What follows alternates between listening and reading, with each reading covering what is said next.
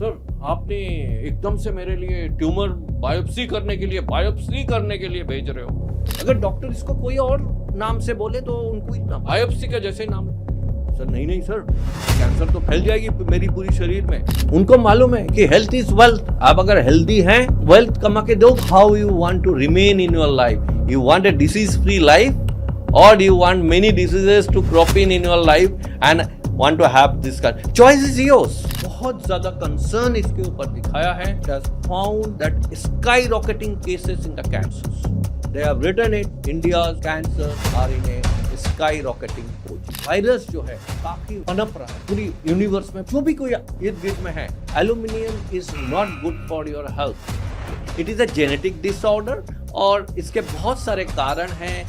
Food है, tobacco है, smoking है, बहुत सारी चीज है. इनके घर में कैंसर पेशेंट है. अरे इनके डैड को कैंसर है, इनके मम्मी को कैंसर है, भाई को कैंसर है. तो लोग है ना उस घर को अवॉइड करना शुरू करते हैं. लोग सोचते हैं नहीं मैं जाऊंगा, मुझे भी कैंसर. आपकी बॉडी की जो वजन है उसके 10% का सलाद आप जरूर खाएं. माइक्रोवेव ओवन जो पिज्जा और ये सब बनता है तो उसका क्या इफेक्ट है? Everybody comes to this world with cancer cells. With everybody. How sir? नमस्ते दोस्तों, welcome back to Kamlesh Vararia conversations. मैं कमलेश वरारिया आपका फिर से स्वागत करता हूं, जो DRM होम्यो क्लिनिक और फार्मास्यूटिकल कंसल्टेंट है. मुकुल जी ऑर्गेनिक केमिस्ट्री में PhD है. 34+ ईयर्स का उनका फार्मास्यूटिकल एक्सपीरियंस है. 2020 में कोरोना में काफ़ी इन्होंने सेवा सामाजिक कार्य किए हुए हैं. ऑनररी डायरेक्टर है कौशल भारत और कुशल भारत में. नेशनल एंड इंटरनेशनल स्पीकर हैं. उनकी एक्सपर्टीज है मेडिकल फील्ड में टेक्नोलॉजी का इम्पोर्टेंस, और वह कैंसर और डायबिटीज के प्रिवेंशन के लिए वह रिसर्च कर रहे हैं. आज हमने इस पॉडकास्ट में बात की है हम कैंसर से कैसे बच सकते हैं, क्या क्या हम प्रिकॉशन ले सकते हैं अगर हमें डाउट लग रहा है कोई छोटी मोटी चीज़ों से, या हमें कोई कुछ भी अगर हमारे शरीर में महसूस होता है तो हम कैसे एक छोटा सा टेस्ट करवा के हम अपना प्रिवेंशन केयर कर सकते हैं. ब्रेस्ट कैंसर कैसे डिटेक्ट कर सकते हैं अर्ली स्टेजेस में. स्टेम सेल्स थ्योरी क्या है वो उन्होंने काफ़ी अच्छे से समझाया इस पॉडकास्ट में. आज की भागदौड़ वाली ज़िंदगी में हमें कैसे अपने आप को कैंसर से बचाए रखना है, छोटी से छोटी हम लोग केयर कर सकते हैं. खाने पीने में हो गया या एक्सरसाइज में हो गया, तो प्रिवेंशन कैसे कर सकते हैं. और भी बहुत सारी इंटरेस्टिंग बातें हुई हैं और मज़ेदार एक्सपीरियंस भी शेयर किए हुए हैं. इनसे पॉडकास्ट में बात करते हुए मुझे एक चीज़ समझ में आई, केयर करना आसान है क्यूर करने से. सो ये पॉडकास्ट काफ़ी डिटेल्ड है, कैंसर से कैसे बचा जाए. फुल फैमिली के साथ देख सकते हो, और लाइक और सब्सक्राइब जरूर करें, और कमेंट करके अगर कोई क्वेश्चंस हो तो ज़रूर इसमें ड्रॉप करें, क्योंकि नेक्स्ट टाइम हम बुलाएंगे डॉक्टर मुकुल दास जी को, तो फिर से हम चर्चा करेंगे कोई आपके पर्सनल क्वेश्चंस हो. और सब्सक्राइब करना ना भूलें, सब्सक्राइब का बटन दिखता है और वो फ्री है. So thank you in advance. तो बिना किसी देरी से शुरू करते हैं. 3, 2, 1.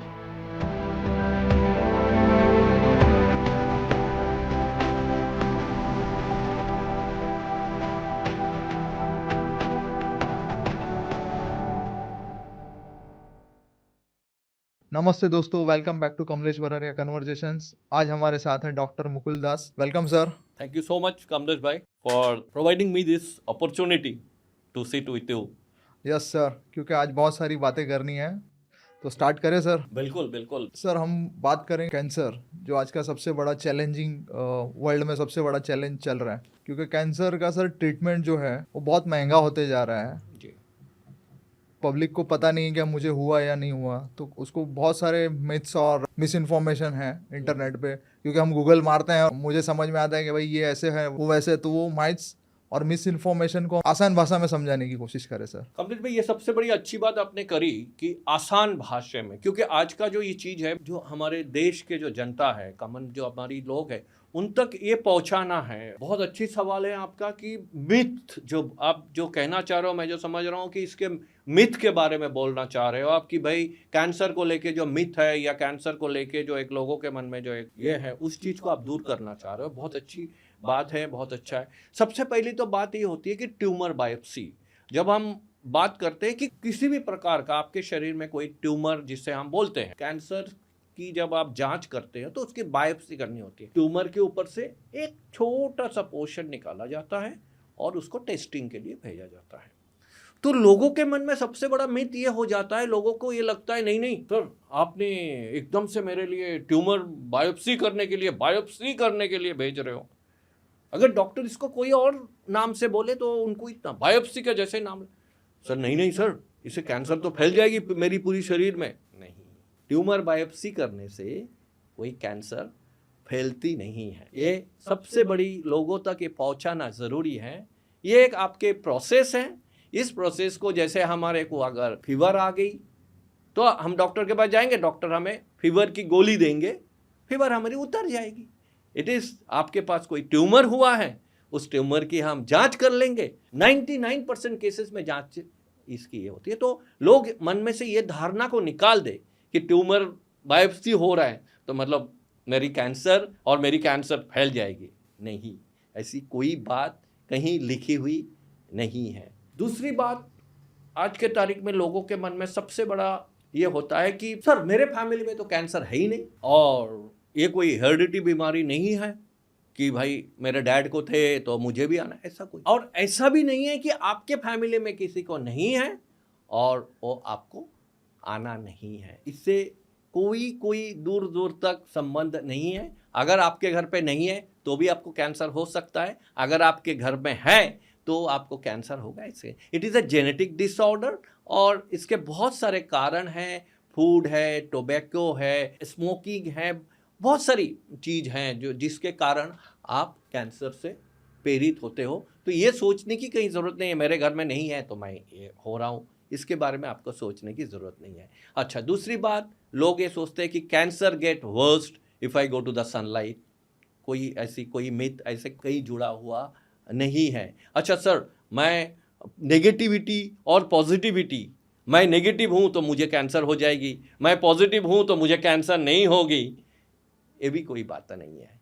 Cancer it's once again it is a genetic disorder और ये आपके सोच में, क्योंकि नेगेटिव और पॉजिटिव हम जब बात करते हैं तो ये एक सोच की बात आती है, इससे कोई। अच्छा, दूसरी बात है कि सेल फोन यूज़ करता हूँ सर, सेल फोन से कैंसर हो सकता है।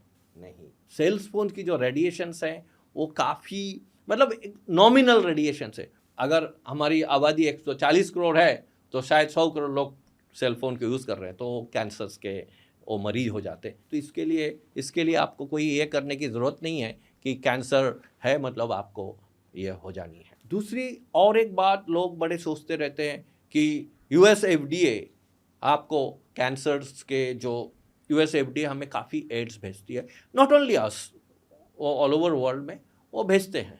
ये वो उनके प्रोटोकॉल है, ये उनके गवर्नमेंट के साथ टाई अप होता है। US है, ऑस्ट्रेलिया है, जापान है, ये सारे कंपनियां इंडिया के साथ मिल के ये हम कैंसर के ऊपर काम कर रहे हैं। तो ये कैंसर में ये बात गलत है कि US FDA ने उनकी जो एड देने की जो ये है रोक दी है। ये लोगों के मन में है कि नहीं अभी US ऐसा नहीं है। ये US और ये जो है, ये जो डेवलप्ड कंट्रीज़ है, इनका एक प्रोटोकॉल में ये आता है कि वो अपने देश में दवाइयों को बनाता है, वो हमारे देश में उसको भेजते हैं सो दैट कि उनके देश में जब उनके पेशेंटों पे वो उसको यूज़ करें, वो उसको काफ़ी कम मात्रा में, मतलब उसके जो रेट्स है वो काफ़ी उस रेट्स को घटा के वो बेचे। जब वो हमें बेचेंगे तो रेट्स हाई में बेचेंगे, जब वो अपने लोगों को देंगे, वहाँ के जो ऐसे सिटीज़न है या वो है उनको जब वो देंगे तो उसको हाई रेट में। मतलब यही चीज़ है, जब उनके लोगों के लिए जब वो एजुकेशन देते हैं उनके रेट्स काफ़ी कम होता है, जब हम उनके देश में एजुकेशन लेने जाते हैं तो उसका रेट्स काफ़ी मात्रा में बढ़ा हुआ होता है। तो ये उनके मतलब अब मेरे ख्याल में इंडिया भी ये करनी चाहिए कि अपने लोगों के लिए उन्होंने रेट्स को हर चीज़ में कम करनी चाहिए और बाहर के देश में उसको बेचनी चाहिए ज़्यादा इसमें। तो ये जो कुछ मीथ है कैंसर, मतलब लोग सोचते हैं कैंसर गेट वर्स्ट अगर आप सनलाइट पे जाते हो, अगर आपको कैंसर हो गया तो आप घर में बैठ के काम नहीं कर सकते हो तो ये फैलेगी। इन चीज़ों से लोगों से दूर होना चाहिए। इन चीज़ों से लोग थोड़ा सा मतलब बिल्कुल निश्चिंत हो जाए कि इसे कैंसर फैलती नहीं है। Cancer is a genetic disorder है, वो जेनेटिक डिसऑर्डर जांच के बाद ही वो पता चलेगी कि आप कैंसर पीड़ित है या नहीं है। इससे लोग टोटली बाहर आना चाहिए कि इन चीज़ों से कैंसर नहीं फैलती। यानी हाथ मिला लिया किसी कैंसर पेशेंट से ठीक, तो हमें ये हो जाएगा कैंसर होने का खतरा है, ऐसा कुछ नहीं, लोगों के मन में ऐसा होता। अब देखिए, जब आप किसी को मिल रहे हो, अभी तो पता नहीं कि वो कैंसर पेशेंट है या किस चीज की पेशेंट है, कोई किसी के माथे पे लिखा नहीं होता है कि ये, ठीक है। तो ये लोगों का ये एक प्रचार होता है, अरे इनके घर में कैंसर पेशेंट है, अरे इनके डैड को कैंसर है, इनके मम्मी को कैंसर है, भाई को कैंसर है। तो लोग है ना उस घर को अवॉइड करना शुरू करते हैं। लोग सोचते हैं नहीं नहीं नहीं, मैं जाऊंगा, मुझे भी कैंसर। नो, फियर, एक फियर आ जाता है ना, एक फियर, वो बट ये फियर से लोगों को बाहर होना चाहिए। मेजरली जो है कि जो पेशेंट होता है, जो जैसे मैंने आपको बताया, उनको इन चीज़ों से मतलब ये होना चाहिए कि नहीं, कैंसर इस तरह से it is a genetic disorder. इसमें आपके अगर टोबैको की सेवन है, आप अगर तंबाकू खाते हो, सिगरेट पीते हो, आप काफ़ी मात्रा में दारू का सेवन करते हो, मतलब जिसे हम ड्रिंकिंग हैबिट्स कहते हैं। सर आगे बढ़ते हैं। कैंसर का रिस्क अगर हमें कम से कम करना है, जैसे अभी मुझे तो पता नहीं है या मेरे घर में किसी को है या नहीं है, तो इसके लिए रिस्क कैसे हम लोग कम कर सकते हैं, या लाइफस्टाइल में ऐसा क्या चेंजेस लेके आए, या खाने पीने में, या फिर ऐसे छोटी छोटी चीज़ें जिससे हम लोग बच सकते हैं कैंसर जैसी बड़ी बीमारी से। सबसे पहले तो हमें ये जानना है कि व्हाट इज कैंसर, यस, और ये इतना ड्रीडेड क्यों है, लोगों को इसके बारे में इतना फियर क्यों है। तो मैं बड़ा सरल भाषा में आपको मैं ये समझाने की कोशिश करता हूँ कि आज आप, मैं, ही, शी, जो भी कोई इर्द गिर्द में है, everybody comes to this world with cancer cell. अब हमारे शरीर के अंदर स्कैवेंजर्स सेल्स बैठे हुए हैं, जिनका काम है जो ये बैड सेल्स है इनको खाना, सफाई कर देना उनका। ये जो है सफाई कर्मचारी है हमारे शरीर के अंदर, ये बैठ के सफाई का काम करते रहते हैं। ये जो बैड सेल्स है, इन बैड सेल्सों को इनका सफाई करना, इनको ये करना, वो उनके प्रोसेस है। अब ये कहीं जाके स्कैवेंजर सेल्स उसको फेल हुए और हमारी इम्यून सिस्टम उन बैड सेल्स को पहचान नहीं पाए, तब वो कैंसर सेल का रूप धारण करते हैं, क्योंकि वो बढ़ने लगते हैं। आपने इनको मारा नहीं, वो अपने तादाद में बढ़ते रहते हैं।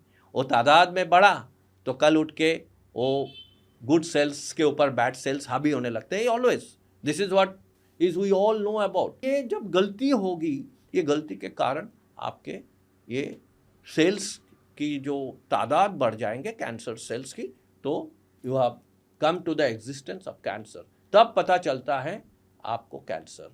There are many reasons, cancer जो होने के मेनी रीजंस है।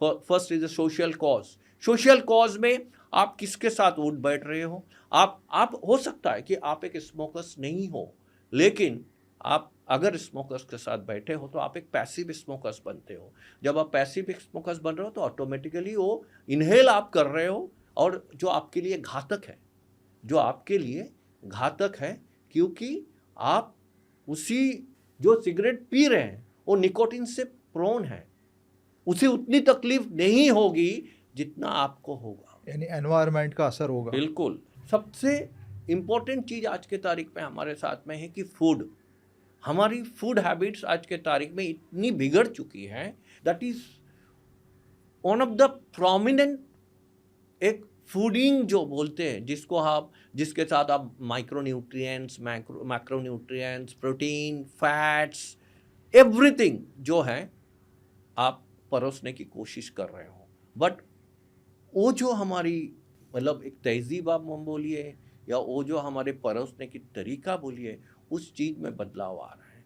अगर आपको मैं बताऊं कि आपने कभी देखा नहीं होगा कि थाली में एक पूरी नींबू देते हुए आपने कभी नहीं देखी हो। नहीं, आज तक तो नहीं देखा। हाँ, एक पोर्शन ऑफ नींबू रखी जाती है। Yes. इतनी सी आपकी मतलब आप उसे अचार कह लो या जो भी कुछ है वो कह लो, ये आपको दी जाती है।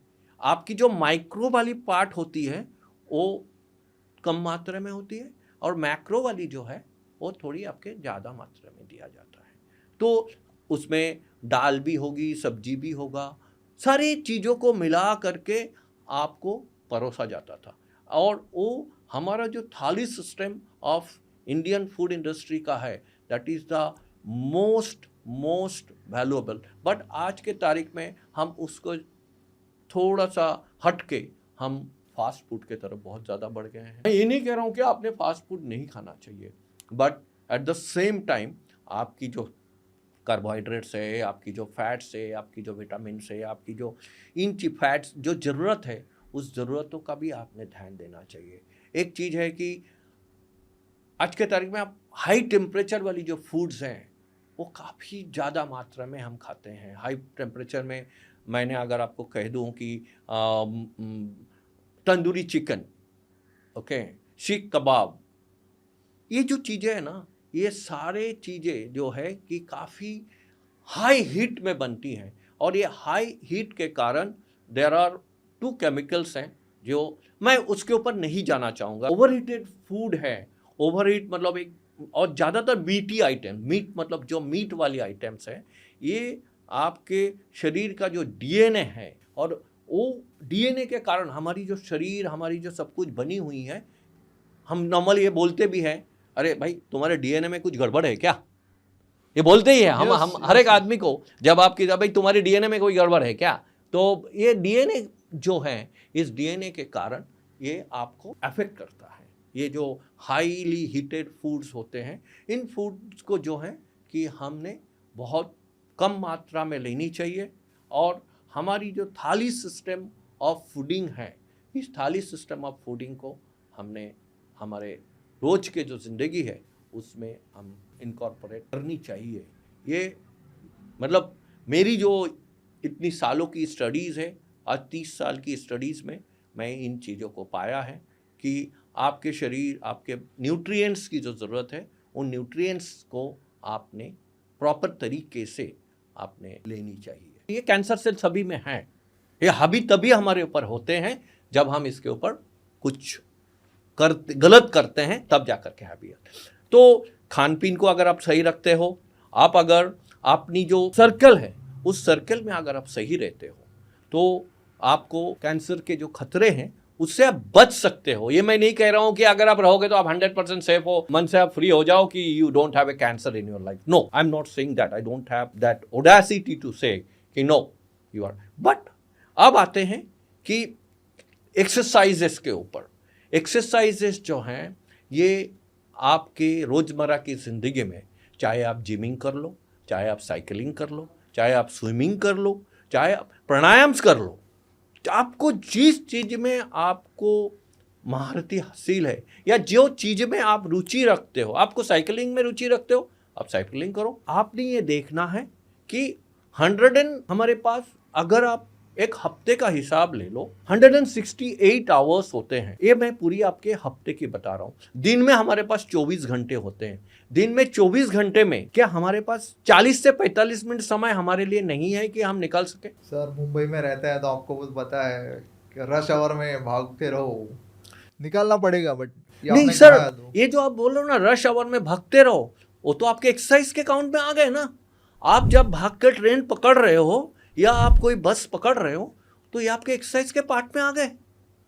ये it is a part of your exercise. Exercise करने के, इसका मतलब आपको मैं बताऊं कि अगर आप ऑफिस में बैठे हो, आप एक ऑफिसर हो, आप ऑफिस में बैठे हो, आपके अंदर बहुत सारे लोग काम कर रहे हैं। हमारे अंदर ईगो क्या आती है, अरे मैं क्यों जाऊं उसको उठ के पूछने, वो तो मेरा सबऑर्डिनेट है। नहीं, आपकी एक्सरसाइज के लिए आप उठो, उनसे जाके पूछो, रमेश जी आपका काम हो गया, कमलेश जी वो काम दिया था वो बन गए कि नहीं। इसे आप एक चक्कर मार के आ जाओ। आप जा रहे हो अपने सबऑर्डिनेट के पास पूछने के लिए कि आपने ये काम आपको जो दिया था वो काम आपका कब तक हुआ है, कहाँ तक पहुंचे आप उस काम को। सर इसमें तो एक अच्छा मेरे को पॉइंट याद आया जी सर। स्टार्टअप कल्चर तो आपको भी पता है अभी चल रहा है काफी अच्छा है। जी जी। तो they are always try to make things happen. जैसे आपको कंटाला आ रहा है जी, तो कहीं ना कहीं कुछ चीजें वैसे इन ऑफिस ही बना के रखी हुई है। बिल्कुल बिल्कुल, कि अगर आप यहाँ से कंटाल रहे हो, वर्क प्रेशर से कंटाल रहे हो, तो यू कैन सिट बैक, जैसे जाइए फिजिकल कुछ स्पोर्ट्स खेल लिए या फिर कैरम खेल लिए या फिर जो इंडोर गेम्स है, तो इन्होंने काफी कुछ चीजें की हुई है। बिल्कुल बिल्कुल, यहाँ पे आप सारी फैसिलिटीज अवेलेबल है। वहाँ पे जिम दी हुई है, आपके लिए वॉकिंग करने के लिए लॉन्स दी हुई है, हर चीज आपको दी हुई है। तो वो भी चाहते हैं कि आप हेल्दी रहें। उनको मालूम है कि हेल्थ इज वेल्थ। आप अगर हेल्दी हैं तो आप वेल्थ कमा के दोगे कंपनी को। अगर आप हेल्दी नहीं हो तो आप कंपनी को जिस काम से आपको रखा हुआ है वो आप कैसे दे पाएंगे। दिस इज व्हाट इज मतलब अच्छी। कुछ जो चीज़ें एनवायरमेंट आपको अफेक्ट करती है जो आपके हाथ में नहीं है। आर्सेनिक के जो कंटेंट है पानी में ये बहुत ज़्यादा है और it is a cancer cause है। जोन यानी क्या इस जोन का मतलब not only West Bengal, it is entire, whether you talk about Orissa, you talk about Bihar, you talk about Assam, Bengal, North East, ये सारे जो है ना उसको नॉर्थ ईस्ट ही बोला जाता है, जो आपका मणिपुर, मिजोरम, त्रिपुरा जो है देर आर नॉर्थ ईस्ट। और ईस्ट जोन जो है कि right from Odisha, Assam, Bengal, they are the east zones. Bihar they comes under east zone. तो अब यहाँ पे आप देखेंगे ज़्यादातर पानी जो है ये ट्यूबवेल है, मतलब वहाँ पे जो हम हैंड पंप जिसको हम बोलते हैं, महाराष्ट्र में हम उसको हैंड पंप बोलते हैं, तो हैंड पंप से पानी आती है, काफ़ी नीचे से आती है और वहाँ पे काफ़ी मात्रा में आर्सेनिक पाया जाता है। उस एरिया की बात कर रहा हूँ मैं, पर्टिकुलरली इस जोन। ये बात करते हुए मुझे बहुत ही नामचीन शख्सियत, मतलब one of the famous oncologist of India and you can say is one of the world famous Dr. Suresh Advani ji. I think it was somewhere, मतलब I met him in Tata Hospital somewhere in 95-96. उन्होंने उस समय मुझे ये बता, तब I was a general manager with some pharmaceutical companies. तो उन्होंने उस समय मुझे बताया था कि मुकुल जी आप मतलब you are very inquisitive child, आप काफ़ी सारे चीज़ों जानने और हमें बताने भी बहुत हमें मदद करते हो, तो आप इसके बारे में क्यों नहीं स्टडी करते हो कि इस जोन से इतनी, उस जमाने में इस जोन के पेशेंट बहुत हुआ करते थे, केसेस ज़्यादा आ रहे थे, बहुत ज़्यादा केसेस, मात्रा में केसेस ओवरफ्लो। मतलब आप अगर जाते हैं कि आप देखेंगे कि इस जोन के पेशेंट पूरा टाटा हॉस्पिटल के प्रेमाइसेस और टाटा हॉस्पिटल के विसिनिटी में भरा पड़ा हुआ है। तो उस समय में मुझे डॉक्टर आडवाणी जी ये बात कहे थे कि सर इसके ऊपर थोड़ी सी आप जांच करो, कैंसर के ऊपर रिसर्च या कैंसर के ऊपर काम करने का जो एक बोलते हैं ना कि there should be inspiration in your life. And when doctor Suresh Advani like such a huge doctor has given me the opportunity, or you can say that given me the inspiration, I cannot say that it's an opportunity. Yes, it was an opportunity for me to learn about cancer, but it was his inspiration where I have drawn towards this. I have gone to the East Zone. I have gone to the all over India. I do have 220 types of water with me, which has been cultured with different species present in those water and soils. Soils भी एक काम है करता है जहाँ पे आपको cancer producing, no doubt not like water but of course. तो मेरे पास ये दोनों के रिसर्च किए हुए हैं, I have this papers with me. So वहाँ से ये काम का शुरुआत हुआ और उसमें एक कमलेश भाई एक फाइंडिंग्स मैं आपको जो बताऊं कि जो ईस्ट जोन के ज़्यादातर लोग हैं ना, they are the fish eaters, fish खाते हैं, फिश ईटर्स होते हैं। Even if you go to the south, Kerala, Andhra, they also fish eaters, but difference ये है कि यहाँ पे स्वीट वाटर फिश चलती है और वहाँ पे सी फिश चलती है, जो समुंदर से सी आते हैं, हाँ वो फिश खाते हैं साउथ वाले। और दोनों में भी डिफरेंस है? बिल्कुल बिल्कुल। ईस्ट में जो है वो फ्रेश वाटर के फिश खाते हैं, वहाँ पे नदी, तालाब, ये सब चीज़ें ज़्यादा हैं, तो वो ज़्यादातर लोग वहाँ पे फ्रेश वाटर या जो मीठे पानी की जो मच्छियाँ बोलते, ये है खारा पानी। अगर आप सरल हिंदी में बताएं, वो है मीठी पानी, ये है खारा पानी। ये खारा पानी के मच्छी जो है साउथ के है, दक्षिण के लोग हैं, ये ज़्यादातर वो प्रेफर करते हैं, और ईस्ट जोन के लोग जो हैं कि वो। तो मेरे रिसर्च के दरमियान में ये भी आया कि वो जो फिशेस हैं, वो फिश उन मतलब ज़्यादातर ये जो चाहे वो केमिकल कंपनीज है, बिकॉज डाई कंपनीज है, lot of companies in the east zone, dye मतलब वहाँ पे आप जानते होंगे कि साड़ियों का काम बहुत चलती है ईस्ट जोन में। वहाँ के जो डाइज है, ये सारे केमिकल कंपाउंड्स है, और ये सारे जो है ना इनके ये वाटर को मतलब अंडर वाटर उसको वो लोग रिलीज करते हैं। यस, ये वाटर बॉडीज में ये पास ऑन कर देते हैं।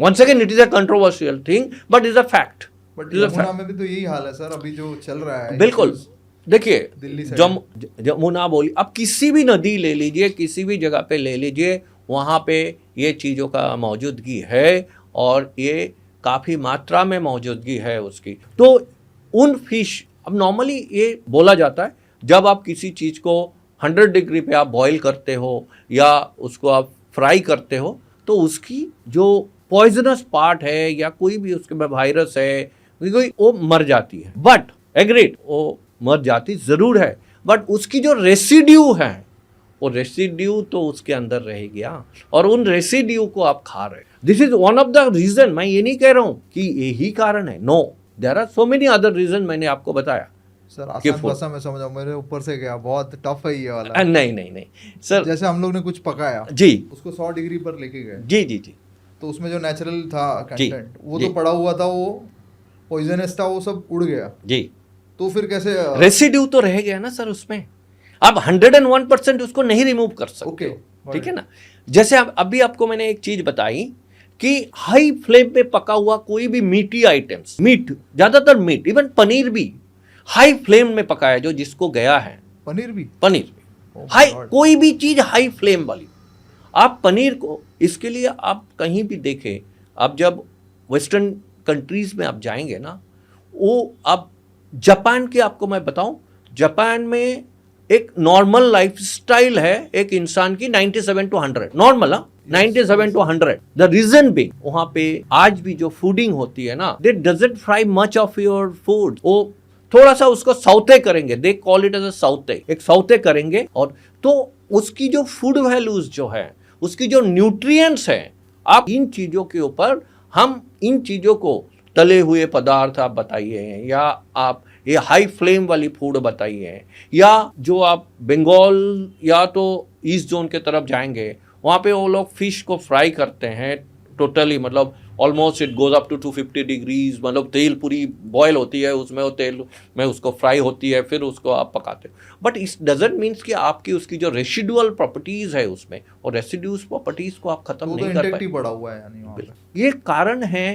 कि कैंसर को मतलब हम पनपने देते हैं अपने शरीर में, और पता ही नहीं कि हम क्या खा रहे हैं और किससे क्या इंटेक जा रहा है, जी, खाने के बाद भी पता नहीं है हमें। जी। तो ये हमारी न्यूट्रिएंट्स और हमारी जो, इसके ऊपर हमें ध्यान देना बहुत ज़रूरी है। और इसी के कारण हम एक अपनी देश जो है, जैसे हम बोलते हैं कि our country is a diabetic hub, एक डायबिटिक की एक ये बन चुकी है हमारी देश। कैंसर के और भी हम उसी दिशा में हम बढ़ रहे हैं। हमारे खान पीन के ऊपर जब तक हम कंट्रोल नहीं करेंगे, क्योंकि हम जो फूड लेते थे वो food was a nutrient food we used to take, but वो फूडिंग को हम आज के तारीख में खत्म कर रहे हैं। तो नेचुरल कंटेंट्स को हम किल कर, हमारे बॉडी की जरूरत है वो तो मिल ही नहीं रहा है। बिल्कुल, बस हम खा रहे हैं पेट भरने के लिए। जी जी जी जी, बिल्कुल सही है रज भाई। मतलब क्योंकि आज इस प्रोफेशन में होने के कारण, मतलब हम इस चीज को इतनी हम समझाने की कोशिश करते हैं पेशेंट को। इग्नोरेंस बढ़ गया है आज की तारीख में, सब फास्ट फूड, और अब तो स्विगी, जोमेटो। जी, इग्नोरेंस से भी ज्यादा है ना सर, हम मेहनत से बचने की कोशिश कर रहे हैं। ठीक है ना। मेरी स्टडी में सर ये आया है कि मेहनत करने से हम बच रहे हैं। ये देखिए, making food is an art and it is laborious also. अगर आपने, बट हम हमारे जो कल्चर और हमारे जो ट्रेडिशंस को भूल रहे हैं, इसको हमें नहीं भूलनी चाहिए। बट सर अभी मेरा एक और क्वेश्चन आया, जैसे बॉम्बे में हम रह रहे हैं, ठीक है, यहाँ पे हस्बैंड वाइफ दोनों काम पे कर रहे हैं, जी जी, वो अपनी जैसे बोला आपने, ट्रैवलिंग 2 घंटा 1 घंटा करके जा रहे हैं ऑफिस में, तो उनको टाइम टेबल का भी इशू है। चलो एक्सरसाइज तो हो गई, तो खाने पीने में कहीं ना कहीं कॉम्प्रोमाइजेस हो रहे हैं, तो उससे भी बहुत दिक्कतें आ सकती है ना। नहीं, आ ही रही है, बिल्कुल आ रही है, बिल्कुल आपकी बात को मैं बिल्कुल सहमत हूँ।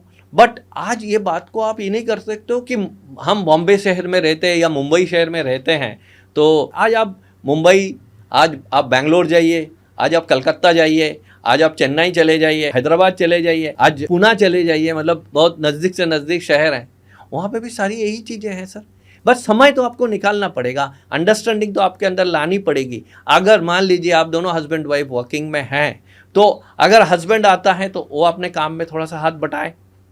अगर हस्बैंड ये सोचने लगता है मैं तो मेल हूँ, it is not my part of और my cup of tea, normally जो बोला जाता है it is not my cup of tea, तो ये नहीं है। उसमें आप हाथ बटाइए। मतलब अगर आपको हेल्दी रहना है, it is all depends upon how you want to remain in your life. You want a disease free life और you want many diseases to crop in your life and want to have this kind. Choice is yours. It is not me, Kamlesh भाई और you. It is choice is yours. आज हम यही लोगों को जानकारी देना चाहते हैं। आप कोशिश करें कि आप घर का बना हुआ आप खाइए। मैं ये नहीं कह रहा हूँ कि आप पिज़्ज़ा मत खाइए, आप बर्गर मत खाइए, बट उसकी जो लिमिटेशन है, उसकी जो मात्रा है, उसकी जो बैरोमीटर है, उस बैरोमीटर को समझिए आप। ये नहीं कि आप नहीं खाइए, because they are come to this world. ऐसा नहीं है कि आपने खाना, बिल्कुल खाइए, वही खा रहे हो, सुबह शाम यही काम में लगे हुए हैं। ये गलत है। सर आगे बढ़ते हैं पॉडकास्ट में। सर ये कैंसर का ट्रीटमेंट है जो अफोर्डेबल करने के लिए क्या करना चाहिए या कैसे हम लोग डिटेक्ट कर ले अर्ली? कॉमन मैन के लिए तो बहुत टफ है सर, क्योंकि हमको पता ही नहीं, हम लोग भाग रहे हैं रोज़मर्रा की ज़िंदगी में, तो इसको कैसे हम लोग ओवरकम कर सकते हैं? आपने बताया हेल्थ पे ध्यान दीजिए, खाने पीने में ध्यान दीजिए, थोड़ा सा एक्सरसाइज कीजिए, फिर भी अर्ली डिटेक्ट करना हो तो क्या करना पड़ेगा sir? Early detections once again, मतलब we go back to the roots कि आपकी गवर्नमेंट ने आपको बहुत सारे cancer detection camps, cancer awareness camps, cancer, ये सारी चीज़ों के ऊपर गवर्नमेंट बहुत काम कर रही है। हमें भी उन जो भी काम गवर्नमेंट कर रही है, सिर्फ हम गवर्नमेंट आपके घर तक चल के नहीं आने वाले हैं।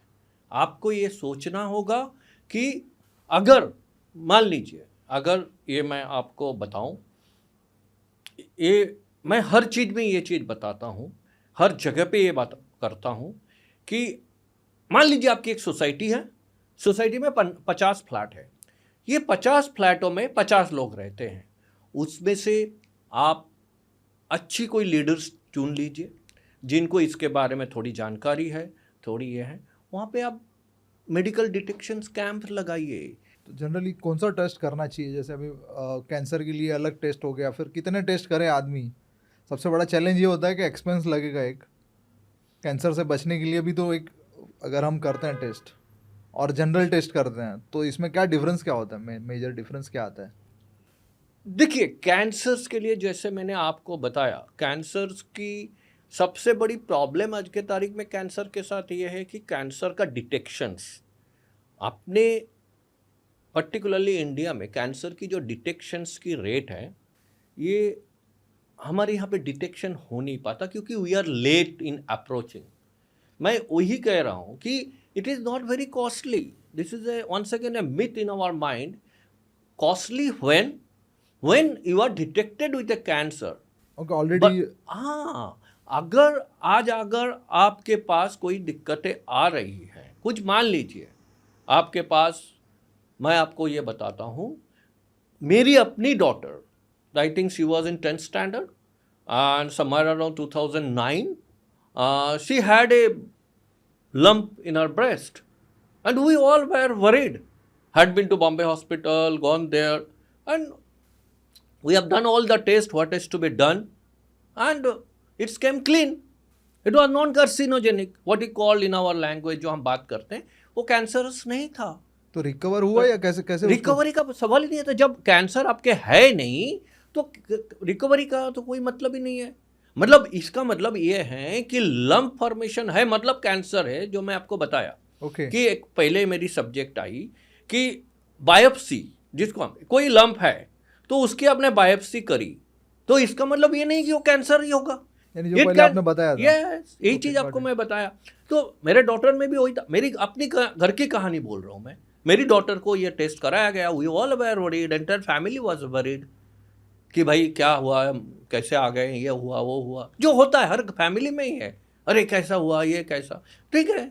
We went for the test and all test came negative, it is not. तो इवन आपके, मैं आपको बताता हूँ सबसे बड़ा आज के तारीख में कैंसर में दिक्कतें कहाँ आती है। हर एक कैंसर्स का एक एक ये होता है। लंग कैंसर है, लंग कैंसर में सबसे पहले ये आता है कि दिस इज समथिंग टीवी है क्या, देयर इज, हाँ, whether it is a tuberculosis और इट इज अ कैंसर। जब ये नॉर्मली दे लुक सिमिलर। हाँ, अभी आपके मतलब when I come next time probably I will bring some x-ray plates okay, जिसमें मैं दिखाऊंगा टीबी के पेशेंट्स और कैंसर के पेशेंट्स, उनके लंग्स कैसा दिखते हैं, almost similar, almost similar, you can't, detect नहीं होते। ओके ओके, तो क्या हो, आज मेरे पास में एक केस है और हमने कुछ दिन पहले उनको मिला भी था। वो मुझे फ़ोन किए थे कि दास सर एक पेशेंट आया हुआ है, तो it's come all along from I think Mahabaleshwar कहाँ से आया हुआ पेशेंट है। Last 10-12 days they are in Mumbai. They are running helter skelter in Tata Hospital and I know some good cancer specialist. I told them to reach there, but वो एक hype बना हुआ है ना कैंसर, मतलब Tata hospital, cancer is equal to Tata hospital. See Tata hospital के जो influx of the patient है, it is very difficult for them to manage the patient. हमें क्या है ना, मैं एज ए डॉक्टर ये हमेशा सजेस्ट करता हूँ, always have a second opinion. Okay, it is not necessarily, क्योंकि हर एक डॉक्टर कैंसर स्पेशलिस्ट नहीं है।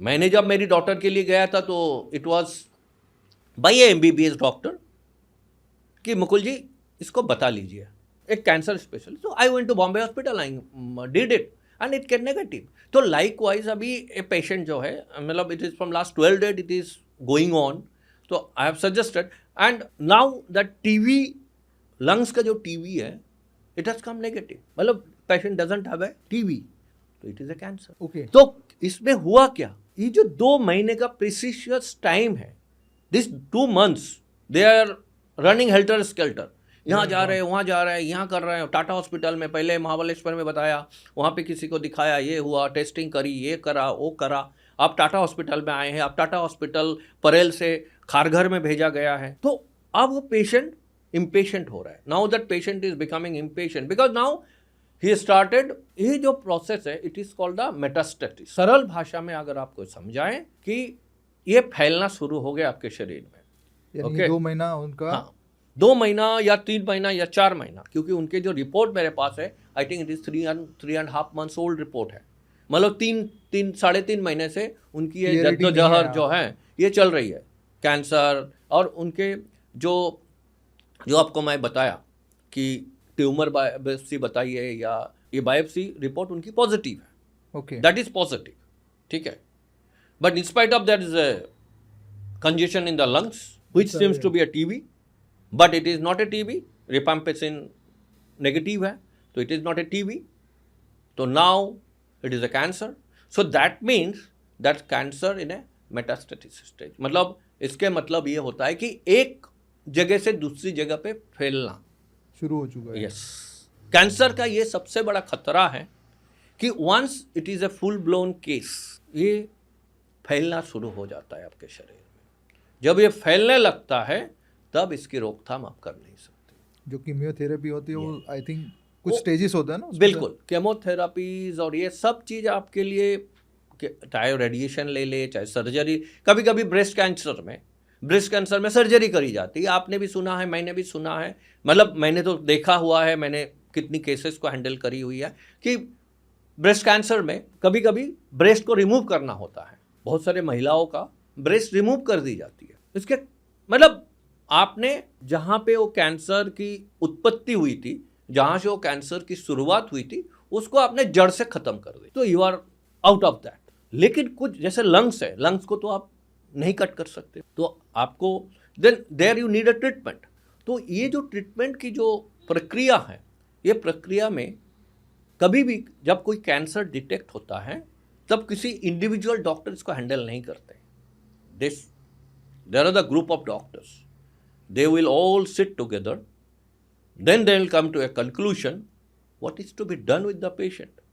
Whether a chemotherapy, whether it is a radiation, whether it is a surgery, depending upon the cancer. But सबसे बड़ी issues आती है जब ये मेटास्टेसिस होने लगता है, जब ये फैलने लगता है आपके शरीर में, यहाँ से वहाँ, वहाँ से वहाँ। अब कुछ महीने पहले की बात है, मतलब करीब 2 साल पहले की बात है। मेरे रिलेटिव थे, शायद आज भी मोबाइल में उनके फोटोग्राफ्स होंगे, उनको एक लम्प फॉर्मेशन हुआ था यहाँ पर, एग्जैक्टली यहाँ पर। वो लम्प फॉर्मेशन के बाद में मैंने उसी समय डॉक्टर को सजेस्ट किया था कि not to go for a immediate surgery, first let us have a biopsy then go for it. But doctor ने नज़रअंदाज करके उनको ऑपरेशन कर, and with in 4 months patient expired, because वो आपके शरीर में फैल गया।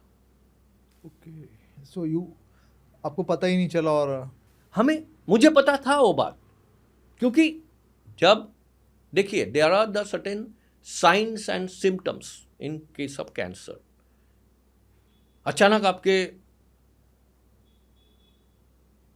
वजन घटने लगे, अचानक आपके शरीर से हीमोग्लोबिन बहुत डाउन होने लगे, आपको बहुत वीकनेस लगने लगे अचानक। हाँ, नॉर्मल कंडीशन में एक लेडी को हीमोग्लोबिन कम है, उनको चक्कर आ रही है, उनकी हीमोग्लोबिन कमी है, लेकिन अचानक आपके साथ में कोई चीजें घटने लगता है।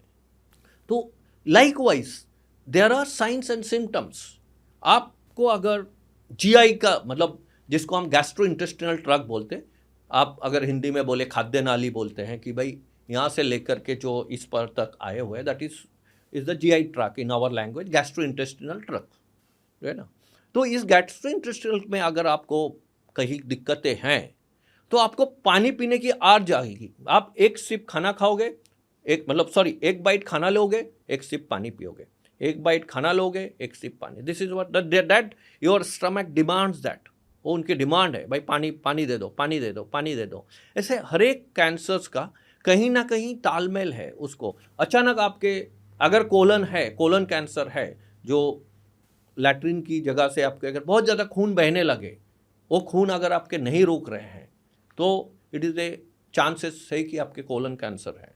आपके अगर यूट्राइन कैंसर्स है, पर 15 डेज तक आपकी जो एक वुमेन्स की उनकी अपनी मेंस्ट्रुएशन साइकिल जिसको हम बोलते हैं, तो मेंस्ट्रुएशन साइकिल में अगर 15 दिन तक ब्लीडिंग हो रही है, लगातार ब्लीडिंग हो रही है, this is something to be noticed about.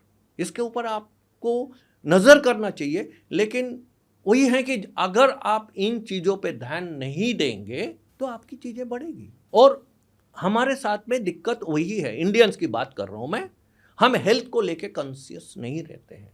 We are not health conscious people. बहुत सारी समय पे हमारी ये बातें आ जाती है कि अरे मैं तो उस एज ग्रुप में आता ही नहीं हूँ, मुझे कहाँ होना है। नहीं, अगर आप एज ग्रुप में नहीं भी आते हो, आप एक बार चेकअप करा लो। आपके सोसाइटी में चेकअप लगी है, करा लो। तो ये कैंसर आपको ये सिम्टम्स देती है।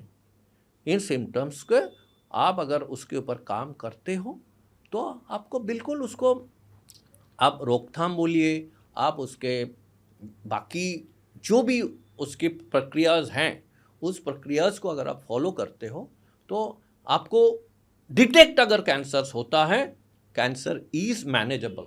डिटेक्ट अगर होता है तो यानी केयर करना चाहिए पहले, क्यूर करने से बेटर है केयर करें।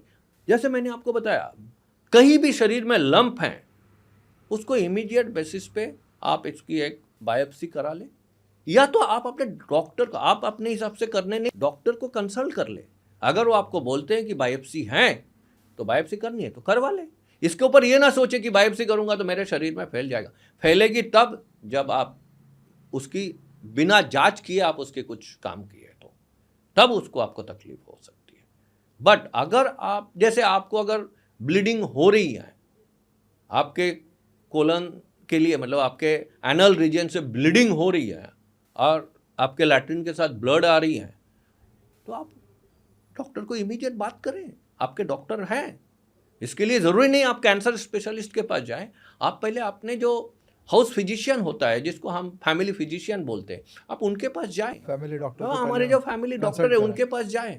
सर ये चीज़ें हो रही है, हाँ, आप इसके ऊपर रोकथाम कर सकते हो आप। और ये अर्ली स्टेज में अगर ये डिटेक्ट हो जाती है तो आप बिल्कुल इसको केयर कर सकते हो और क्योर कर सकते हो। मैं ये नहीं कहूँगा कि आपके 100% क्योर हो जाए या ये हो जाए, but your life come to a particular secure time तक आप उसको सिक्योर कर सकते हो कि yes I am safe. Sir अभी हम लोग बात कर रहे हैं तो ये वर्ल्ड वाइड भी फैल रहा है बहुत तेज़ी से जी, इंडिया में भी बहुत तेज़ी से फैल रहा है, तो इसको रोकथाम के लिए हमें क्या करना पड़ेगा? इंडिया में अभी केसेस बढ़ चुके हैं बहुत सारा, मुझे जितना समझ में आ रहा है। हम लोग देख रहे थे कल डेटा, अगर आप शेयर कर पाओ डेटा। आपकी स्टडीज, मतलब इससे पता चलता है कि कमलेश भाई आप कितने आपने आप को जागरूक रखते हो, कितने आपने अपडेटेड रखते हो कि आपको ये बात पता है। Because see we are into the profession, we are into the pharmaceutical profession. तो हमें तो इसके बारे में रोज का हमें डेटा और ये हमें रखनी पड़ेगी। But you being a not from pharmaceuticals और नॉट फ्रॉम मेडिको, बट आप कितनी जानकारी रखते हो। आप बहुत सही फरमाया है कि डेटाज ये आया है कि कैंसर एक इंडिया में what we called as a, जैसे कुछ दिन पहले यह था कि India is a diabetic hub. Diabetic का आखड़ा बन चुका है। जो अगर हिंदी में बात करें कि डायबिटिक का आखड़ा बन चुका है, तो आपको मैं बताऊं कैंसर भी हम उसी लेवल के और बढ़ रहे हैं। कैंसर में हम आज के तारीख में एक 12.7% से हमारी ग्रोथ, और अब कुछ दिन पहले की रिपोर्ट आप अपोलो हॉस्पिटल, एक नामचीन हॉस्पिटल है अपने देश की, जिसे हम चाहे फोर्टिस, चाहे अपोलोस, चाहे ये जितनी भी बड़ी बड़ी हॉस्पिटल है, अपोलो हॉस्पिटल ने बहुत ज़्यादा कंसर्न इसके ऊपर दिखाया है कि that it has found that skyrocketing cases in the cancers, skyrocketing. It is there. You can go to their Apollo Hospital's website and you can see to it कि they have written it कि India's cancers are in a skyrocketing positions. So आपकी बात बिल्कुल सही है कि ये बढ़ रहे हैं और धड़ल्ले से बढ़ रहे हैं। अभी 2022 में एक कैंसर्स की जो सेमिनार कॉन्फ्रेंस होती है, आउट ऑफ 185 कंट्रीज में डेटा आपको 185 कंट्रीज की बता रहा हूँ, we are in the third position. We are in the third position. First is China, second is USA, third is India in producing cancer. तो आप सोच सकते हो कि 185 कंट्रीज में से we are in a third positions, और ये समय नहीं लगेगा कि हम पहले पोजीशन में आने में, because it is growing at the rate of 12.7%। We are growing at the rate of 12.7%। So मतलब आप इसके ऊपर खुद, क्योंकि आप खुद स्टडी कर रहे हो, आप इसके ऊपर जानकार हो, ये आज के तारीख में नहीं सर, इसीलिए हम बैठे हैं, अवेयरनेस फैलाना है, क्योंकि छोटी छोटी चीजें ध्यान देना जरूरी है। और सही में बताऊं कमलेश भाई, मैंने मतलब जैसे मैंने बताया कि डॉक्टर सुरेश अडवाणी, वो आज भी मेरे लिए गुरु समान है। ठीक है, मैंने पढ़ा नहीं उनके पास, या उन्होंने मुझे पढ़ाया नहीं, बट उनकी जो अवेयरनेस के लिए उन्होंने मुझे एक इनकरेज किया था, उन्होंने एक मेरे को इंस्पायर किया था, मैं आज उसी को लेके चल रहा हूँ। अगर मेरे इस जो प्रोसेस में अगर मैं एक भी पेशेंट को मैं इस जानकारी से अगर बाहर ले आ पाता हूँ, या मैं उसको कि कैंसर के खतरे से बचा सकता हूँ, तो मैं समझूंगा मेरा ये जो मिशन है, working for the cancer patient, working for the diabetic patients और working for the downtrodden, मैं समझूंगा मेरी जो इतनी सालों की तपस्या, एक स्टडी मेरी हुई है, मैं 20 साल जिंदगी के स्टडी में मैं गुजर चुका हूँ। तो जो मेरे प्रोसेस रहा है, इस प्रोसेस में मैं मानूंगा कि मेरा ये जो मेहनत है, मेरी जो ये पढ़ाई है, ये कहीं जाके कारगर हुआ। अगर एक भी पेशेंट को मैं इससे बाहर ले आ पाता हूँ या उनको एक सही दिशा दिखा पाता हूँ, तो मैं समझूंगा मैं सक्सेसफुल हूँ। सर, ये हम लोग बात कर रहे हैं इतनी सारी स्टेम सेल्स, ये क्या होता है? ये जो थेरेपी है या ट्रीटमेंट है, और इस पर क्या रिसर्च हो रहा है इंडिया पे? सही में बताने जाऊँ तो स्टेम सेल्स एक ऐसी थेरापी है, ये मतलब आपको मैं अगर याद कराऊं तो ये लगभग जो डॉक्टर आडवाणी के बारे में मैंने बताया, उन्होंने पहले स्टेम सेल्स के ऊपर मतलब उन्होंने सर्जरी करी थी। That is basically it is A bone marrow transplant. Bone marrow जो होते हैं हमारे बोन्स में, जो हम इसको मर्जा बोलते हैं, तो वो जो है उसको एक्सट्रैक्ट किया जाता है और फिर उसको आपके शरीर में ट्रांसफ़र कर दिया जाता है। That is what is the stem cells therapy. या इसको दूसरी स्टेम सेल थेरेपी वो होती है कि जब एक बच्चा दुनिया में आती है, उसके अम्बिलिकल कॉर्ड जो होते हैं, जिसको हम नाड़ बोलते हैं, नाड़ी बोलते हैं, हाँ, अम्बिलिकल कॉर्ड को काटा जाता है और उसमें जो जो ब्लड बाहर आते हैं उसको प्रिजर्व करके रखा जाता है, ठीक है। तो उसको भी stem cell, but that is meant for only that child, particularly वो चाइल्ड। ओके, आज अगर मान अब समझ के लीजिए आपके बच्चा दुनिया आया है, मैं या मेरा बच्चा दुनिया में आया है, मैं जागरूक इंसान हूँ, मुझे काफ़ी सारी जानकारियां हैं, मैं मेरा बच्चे का स्टेम, वो जो अम्बिलिकल कॉर्ड का है वो मैं प्रिजर्व करता हूँ किसी गवर्नमेंट नॉमिनेटेड ब्लड बैंक से, उसमें आप उसको प्रिजर्व करते हो और उसकी प्रिजर्वेशन की जो होती है -287 डिग्री में, माइनस 287 फ्रोजन होता है वो, तो उसमें किसी भी प्रकार का आपके बच्चे को, और किसी पे काम नहीं, आपके बच्चे को कोई भी प्रकार की कुछ भी अगर प्रॉब्लम दिक्कतें आती हैं तो वो ये आपको मतलब वो ट्रीटमेंट किया जा सकता है, ठीक है। ओके, सो स्टेम सेल्स का जो आप दूसरी थेरेपी की जो हम बात कर रहे हैं, this is one of the very very costliest treatment. इसके जो मतलब आपको बताने जाऊं, आम आदमी तो दूर की बात है, आप और मेरे जैसे इंसानों को भी थेरेपी करना मुश्किल है। उसकी जो थेरेपी के जो हम बोलते हैं autologous stem therapy, stem cell से बोलते हैं उसको, जिसमें 8 से 15 लाख रुपए के आसपास की खर्चे होती है, जिसमें अपनी सेल मतलब आपकी जो डैमेज सेल है, उस डैमेज सेल्स मतलब आपके बोन मैरो से निकाली जाती है और आपके ऊपर काम करी जाती है।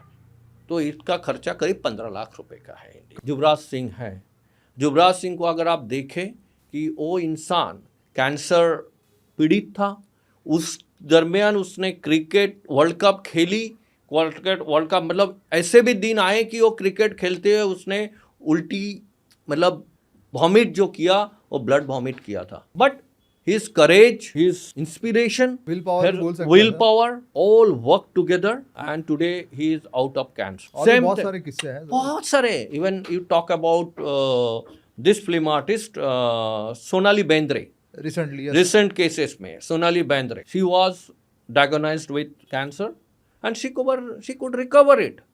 ऐसे मतलब इनुमरेबल केसेस हैं जहाँ पे आपकी विल पावर, जहाँ पे आपकी प्रॉपर ट्रीटमेंट और आपकी ताकत होनी चाहिए, वो भी मतलब ये बात आती जरूर है। Then there is a allogenic stem cells treatment है, जिसमें आपकी जो इससे करीब 35 लाख के आसपास खर्चा आती है, जिसमें आपकी रिप्लेसमेंट करी जाती है मिलता जुलता, मतलब आपको कोई दिक्कतें हैं, आपके फैमिली में कोई सिमिलर व्यक्ति, चाहे आपका भाई हो, चाहे आपके भतीजे हो, जो आपके ब्लड रिलेटेड, उनको आइडेंटिकल, जेनेटिकली आइडेंटिकल होना चाहिए। आपके जो हम ब्लड बोलते हैं, ब्लड, हाँ, मेरे भाई मेरे ब्लड है, मेरा भतीजा मेरा ब्लड है, दे आर माई ब्लड, तो आइडेंटिकल जेनेटिकली होनी चाहिए। अगर वो आइडेंटिकली जेनेटिकली मतलब करेक्ट है तो आप उसका ट्रांसप्लांट कर सकते हो, सिमिलर काइंड ऑफ पेशेंट अगर उससे सफ़र कर रहे हैं तो वो एक है, उसमें करीब 35 लाख तक खर्चा जा सकते हैं। और दूसरा है हैप्लो, ठीक है, हैप्लो आइडेंटिकल ट्रीटमेंट। या हैप्लो आइडेंटिकल ट्रीटमेंट में ये होता है कि आपके फैमिली के नहीं है, बट कभी कभी क्या होता है ना, जीन्स मिलता है, ऐसा जेनेटिकली मतलब मिलता जुलता आदमी आपको मिल जाता है, आप उसका ट्रांसप्लांट कर सकते हो। But this process is not that very easy for the common people, very difficult, I tell you. सोच भी नहीं सकते हो आप कि इसमें क्या दिक्कत है यार। फर्स्ट थिंग, ये जो बोन मैरो ट्रांसप्लांट की हम बड़े आसानी से हम बात कर रहे हैं, it is one of the toughest job, very tough job. आपको ये देखना होगा कि वो अफोर्डेबिलिटी कैटेगरी में आते हैं नहीं आते, they can afford that kind of treatment. But when question comes up, you and me, whether we can afford, common man, क्या हम अफोर्ड कर सकते हैं? अगर वो एक बहुत बड़ा क्वेश्चन मार्क है, क्योंकि क्वेश्चन मार्क बहुत बड़ा क्वेश्चन मार्क है। और अपने देश में particularly I am talking about India, यहाँ पे आपको बता दूं कि मेडिकल फ्रेटर्निटी मैं किसी हॉस्पिटल में पहुंचता हूं, मुझे एक सटीक उत्तर नहीं मिलता, एक सटीक रिप्लाई एक मेडिकल फ्रेटर्निटी से आती नहीं है।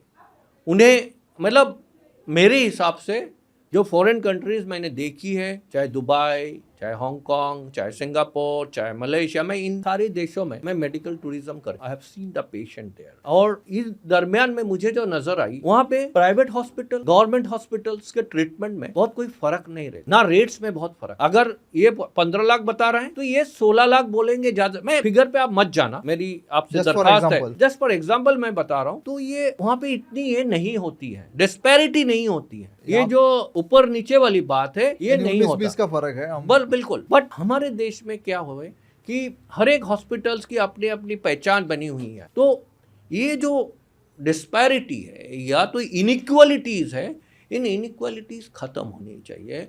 डॉक्टर के पास अगर आप जा रहे हो तो डॉक्टर आपको बताना चाहिए कि सर इस प्रक्रिया के लिए, इस प्रोसेस के लिए आपको इतनी एक्सपेंसेस आएगी। अभी आपने सोचना है कि इसे आप करना है, आपने नहीं करना है। डॉक्टर को ये नहीं बताना चाहिए कि मैंने बहुत डॉक्टरों को, मैं किसी का नाम नहीं लूँगा, मैं किसी कंट्रोवर्सी में नहीं जाना चाहूँगा, वो ये कह देते हैं कि it is up to you. मतलब I don't know, I can not give it guarantee. If you do get the treatment done, you will be all well, if you don't, I can't से।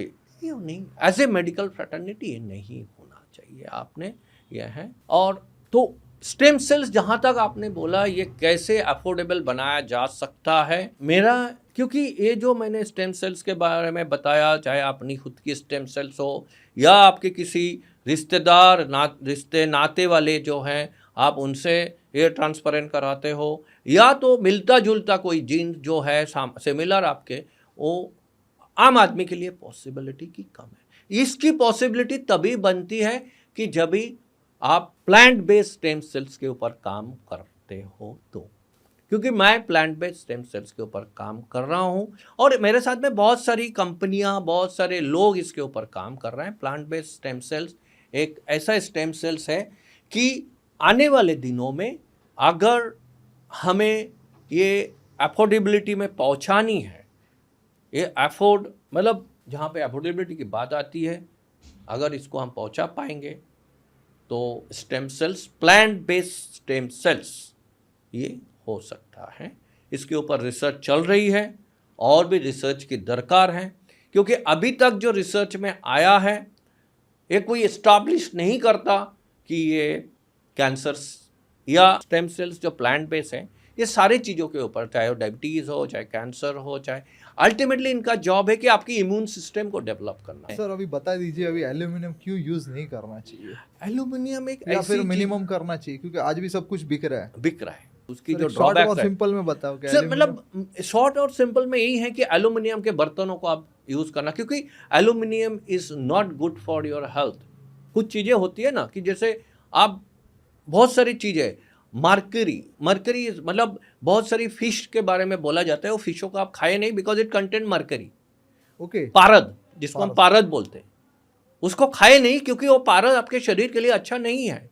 तो ऐसा ही aluminium is not good for your health. उसके कारण there are chemical compositions है, ये है, क्योंकि एल्यूमिनियम में जब भी कोई चीज को आप हीट करते हो ना, इट बिकम्स कार्सिनोजेनिक। ओके, हाँ, तो उसकी मतलब उसकी प्रॉपर्टीज हैं। क्यों हम लोहे के बर्तनों में, आप पहले के ज़माने में आप देखेंगे कि जो मिट्टी की बनी हुई चीज़ें, आज भी हम घर पे मिट्टी की जो उसका क्या कहते हैं, मटका जो कहते हैं, मटका हम पानी के लिए मटके आज करते हैं। तो वो पहले ज़माने के जो तवा हुआ करता था वो मिट्टी की हुआ करता था। हाँ। उसके ऊपर आप बनाते थे। लोहे के हुआ करता था। लोहा जो है आपके शरीर के लिए वो रिक्वायर्ड है। आयरन आपको आज के तारीख में सप्लीमेंट्स के तौर पे दी जाती है। यस, गोली खिलाते हैं अभी। Ferrum phos salt, they are all iron. Ferrum, ferric, they are all irons, वो दी जाती है आपको। बट क्यों हमने लोहे के बर्तनों में खाना बनाना बंद कर दिया? बिकॉज वो डायरेक्ट इनटेक हुआ करता था। आज भी आप देखेंगे कि केले के पत्ते में खाना खाया जाता है। क्यों खाया जाता है? It has got calcium. Okay, वो जब आप केले के पत्ते के ऊपर आप गरम कोई भी चीज वस्तु को आप ढालिए, ये एग्जाम्पल्स है। गरम आप केले के पत्ते के ऊपर ढालिए और इस टर्न योलोइश हो जाती है। अब अगर उसके बाद गरम राइस दीजिए, गरम दाल दीजिए, गरम सांभर रखिए उसके ऊपर, वो येलोइश टर्न होता है। क्यों होता है? क्योंकि उसकी जो कैल्शियम, उसकी जो गुण थी, वो गुण है ना, वो आपके शरीर में आया। They are good for health, okay, but and go back to aluminium, it has got lot of, मतलब दिस कंपोजिशन है, केमिकल कंपोजिशन से।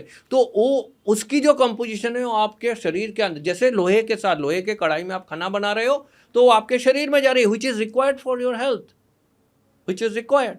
लेकिन हम इन चीज़ों को दूर कर रहे हैं। हम आज सब चीज़ कोटिंग में जा रहा है, टेफलॉन कोटिंग, ये कोटिंग, वो कोटिंग, दे आर नथिंग। आप पत्थर के जो, उसमें आप खाना बना सकते हो, आप बनाइए उसमें, पत्थर के इसमें खाना बनाइए, मट्टी के बर्तन हाँ, मट्टी में बनाइए, स्टील में बनाइए, तो वो आपके लिए फायदे कारक है। बट ये जो चीज़ें हैं, ये चाहे वो कोटिंग वाली, जितनी भी कोटिंग्स है, वो एल्यूमिनियम के ऊपर कोटिंग लगती है। एल्यूमिनियम के बर्तन हैं, उसी के ऊपर कोटिंग लगा दी जाती है और उसको बोला जाता है टेफलॉन कोटिंग, ये कोटिंग, ये वो कोटिंग। अब वो कुछ दिन बाद में वो कोटिंग निकल जाती है। आप देखे होंगे ज़्यादातर घरों में, आप उसको गैर करो या आप उसमें झांक के देखो, आपको दिखेगी कि वो उसमें कोटिंग निकल चुकी है, फिर भी उसमें हम खाना बनाते हैं। Yes. और वो जो कोटिंग, वो तो हमारे पेट में जा ही रही है, साथ में एल्युमिनियम भी हमारे पेट में जा रहा है। तो एल्युमिनियम से it is confirm, Alzheimer is confirm, You should avoid aluminum. Cancer आज नहीं तो कल। इसलिए हमें इन चीज़ों को अवॉइड करनी चाहिए। अब अवॉइड करना या नहीं करना ही हमारे हाथ। सर, हम लोग बात कर रहे हैं एल्यूमिनियम की, हम्म। मुझे और एक चीज़ याद आ जी। गई, माइक्रोवेव ओवन जो पिज़्ज़ा और ये सब बनता है, तो उसका क्या इफेक्ट है?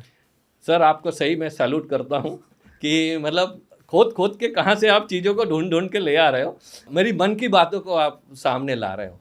जैसे मैंने आपको बताया कि किचन से एल्युमिनियम हटनी चाहिए, एट द सेम टाइम ये माइक्रो ओवन भी अपनी किचन से हटनी चाहिए। अब इसके ज़माना ख़त्म हो गया है। माइक्रोवेव ओवन जो होता है, it is nothing but a raise.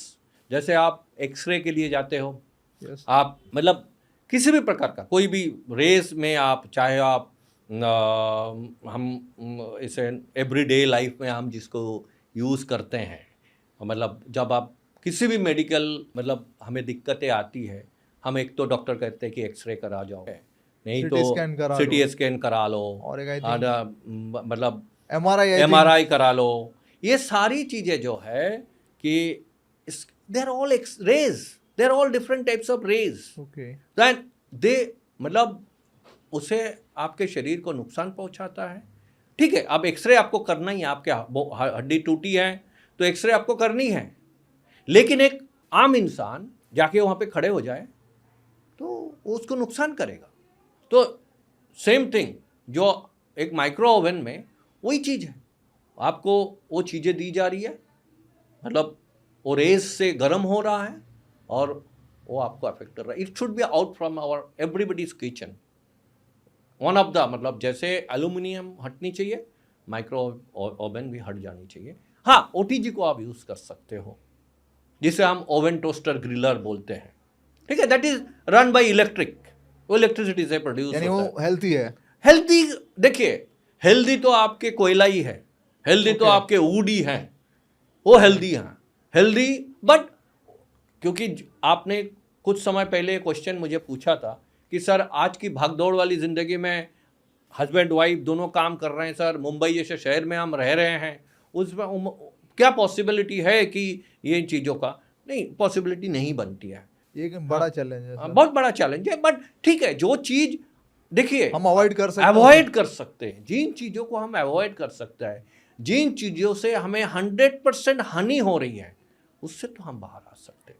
ये बात ये है कि 100% हमें जहाँ पे नुकसान है हो रही है, जो दिख रहा है सामने, यू हैव टू अवॉइड। ठीक है ना, इग्नोर ना करें।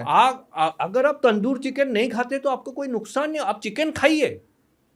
मैं उनके लिए कह रहा हूँ, आप एक वेजिटेरियन है, वेजिटेरियनिज्म तो सबसे अच्छी चीज़ है। सबसे अच्छी चीज है, इससे कोई दुमत नहीं है, इसे कोई दुविधा नहीं है, इसे कहने में कोई शर्म नहीं है। तंदूरी चिकन आपको खाना है, आप महीने में एक बार जरूर खा सकते हैं, लेकिन आप उसको रोजमर्रा की जिंदगी में आप बोलेंगे मैं रोज तंदूर खाऊंगा, रोज मैं हाई हीटेड फ्लेम वाली जो चीजें है वो खाऊंगा, वो अगर करेंगे आप अपने आप को बुलावा दे रहे हो तकलीफ सहने के लिए तैयार रहना आने वाले दिनों के लिए। ये मैं आपको सावधान कर सकता हूं, आपके ऊपर मैं लाद नहीं सकता, आपको मैं सावधान कर सकता हूं। Health is wealth is my slogan, health wealth and wellness.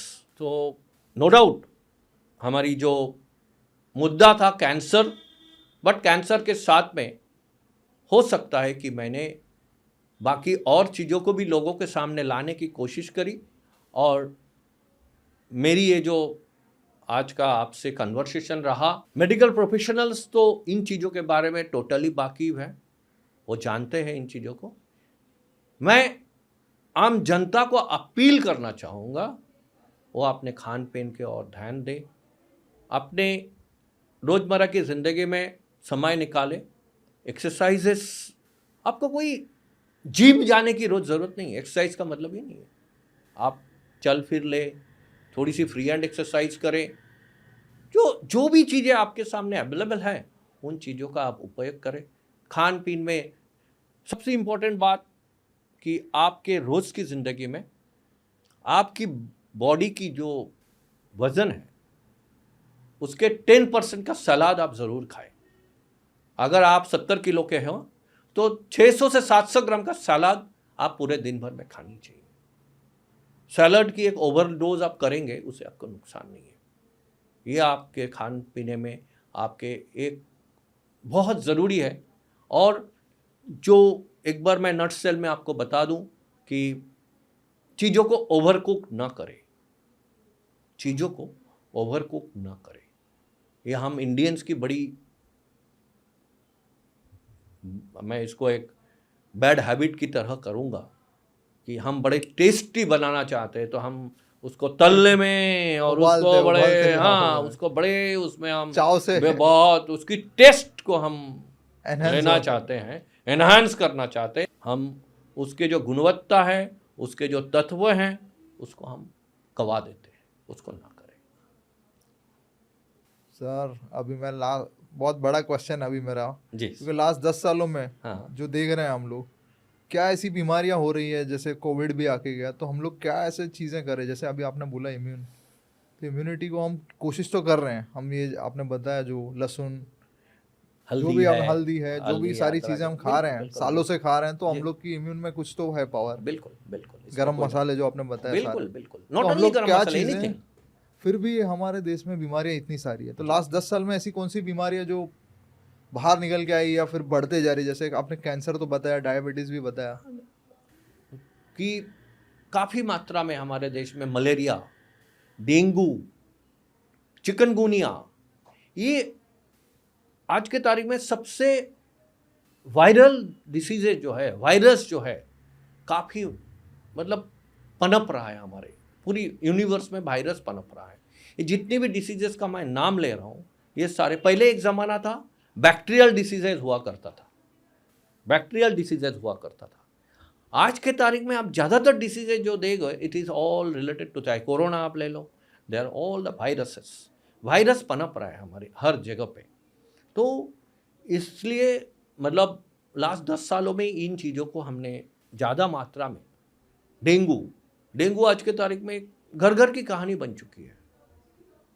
तो इसके जो भी इसके लिए हमें मतलब करना चाहिए, जो हर चीज़ में देखिए एक ही अपने काम होनी चाहिए कि आपकी इम्यून को आप स्ट्रांग करें। आपकी अगर इम्यूनिटी स्ट्रांग है आपको रोग आपके शरीर में नहीं बसेगा। मैं आपको बताऊं कि 2020 one of the worst phase हमारी लाइफ में आई थी।